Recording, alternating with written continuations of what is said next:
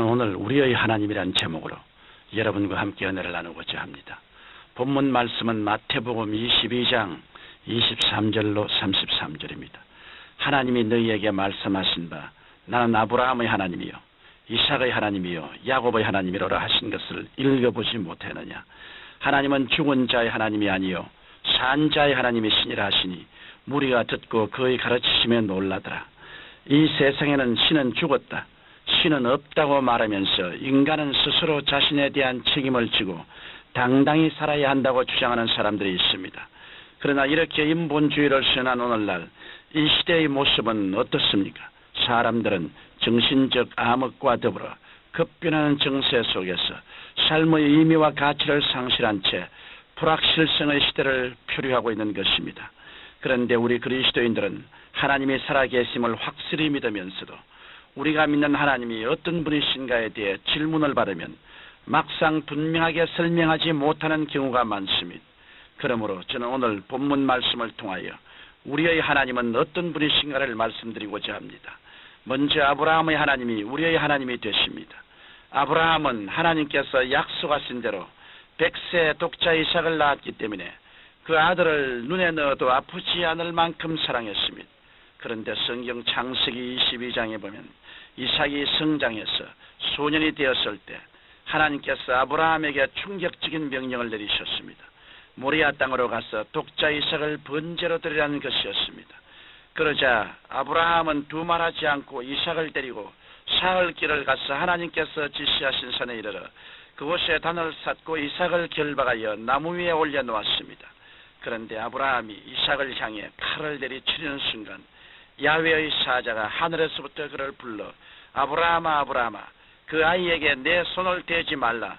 내가 내 아들 독자라도 내게 아끼지 아니하였으니 내가 이제야 내가 하나님을 경외하는 줄을 아노라고 말씀하셨습니다. 아브라함이 이 말씀을 듣고 눈을 들어 살펴보니 한 수양이 뒤에 있는데 그 뿔이 수풀에 걸려 있었습니다. 아브라함이 가서 그 수양을 잡아 이삭 대신 번제로 하나님께 드린 후 그 땅 이름을 야훼 이레라고 했습니다. 이렇게 아브라함이 체험한 하나님은 바로 야훼 이레, 즉 준비하시는 하나님이었습니다. 하나님께서는 당신의 형상과 모양대로 지으신 인간을 위해 모든 것을 예비하신 분이십니다. 아담과 하와를 지으시기 전에 먼저 천지와 만물을 지으시고 그들을 풍요와 기쁨이 넘치는 에덴 동산에서 살게 하셨습니다. 그러나 아담이 범죄함으로 인류는 에덴에서 쫓겨나 멸망의 길로 떨어지고 말았습니다. 그럼에도 불구하고 하나님께서는 우리를 버리지 않으시고 죄에서 구원하시기 위해 독생자 예수 그리스도를 십자가에 못 박게 내어주셨습니다. 이같이 하나님께서는 어린 양 예수 그리스도를 우리의 대속 제물로 예비하셔서 우리를 구원하실 뿐 아니라 우리를 위해 에덴 동산과 비교할 수 없는 영원한 천국까지 예비해 주셨습니다.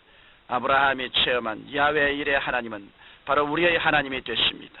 이러므로 우리가 아브라함처럼 마음과 뜻과 정성을 다해 하나님을 경외하고 순종하면 하나님께서는 우리를 예비하신 복된 길로 인도해 주시는 것입니다.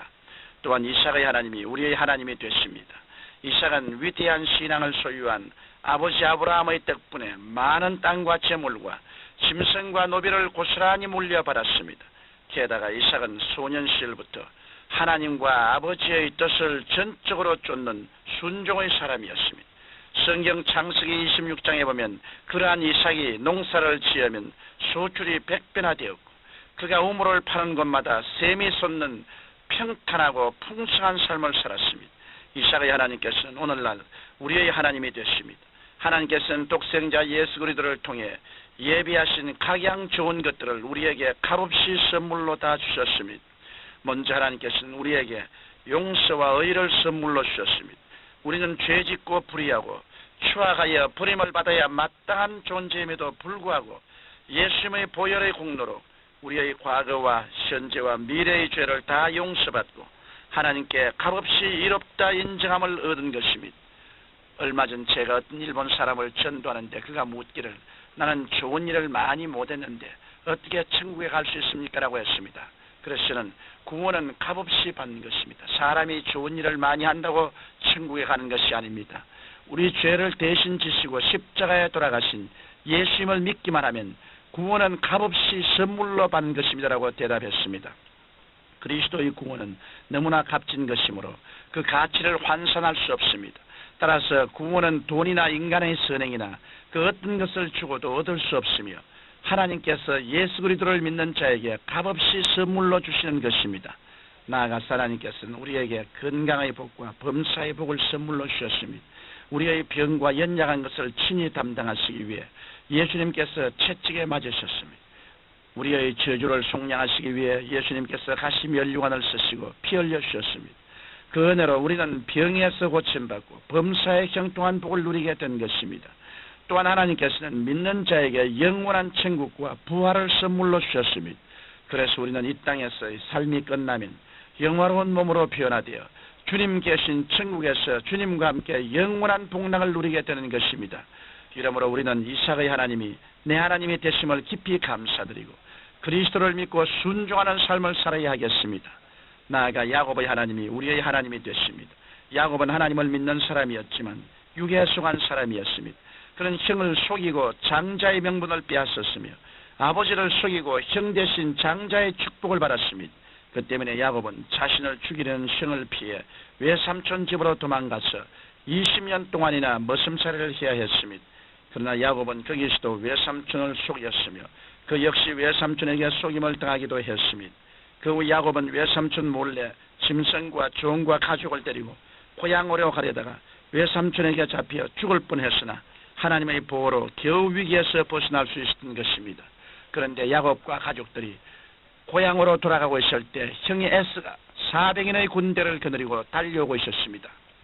야곱은 짐승과 치아들을 먼저 보낸 후 자신은 야복강 나루터에 혼자 남았습니다. 만일 형이 쳐들어오면 자기 혼자라도 달아날 속셈이었습니다. 하나님께서는 그 밤에 천사를 보내어 야곱과 밤새도록 실험을 하게 하셨으나 야곱이 항복하지 않자 새벽녘에 천사가 야곱의 환도뼈를 쳤습니다. 그는 이제 형이 쳐들어와도 달아날 수 없는 신세가 된 것입니다.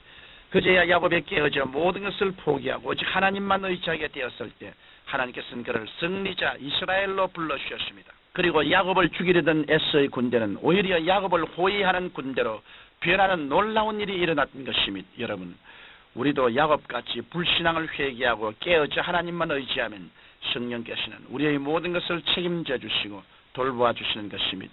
사랑하는 청취자 여러분, 아브라함의 하나님, 이삭의 하나님, 야곱의 하나님께서는 바로 우리들의 하나님이 되십니다. 또한 우리가 믿는 하나님은 죽은 자의 하나님이 아니시요 산 자의 하나님이십니다. 그러므로 여러분은 세상을 바라보고 실족하지 마시고 살아계신 우리의 하나님을 굳게 믿음으로 날마다 승리하시기를 바랍니다. 거룩하신 아버지 하나님, 아브라함의 하나님, 이삭의 하나님, 야곱의 하나님을 힘차게 믿고 매일 승리하는 삶을 살게 하여 주옵소서. 예수님 이름으로 기도드립니다. 아멘.